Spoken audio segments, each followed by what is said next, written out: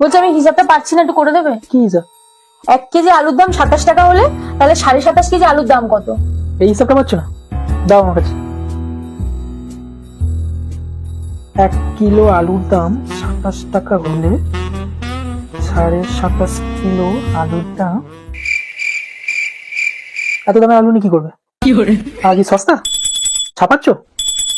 তাহলে সস্তার আলু কেন? 10 টাকা। তাহলে 1 কিলো আলুর দাম 10 টাকা হলে তাহলে 27.5 কিলো আলুর দাম। এত আলু নিয়ে কি করবে? দোকান দেবে? দেবে না তো? না।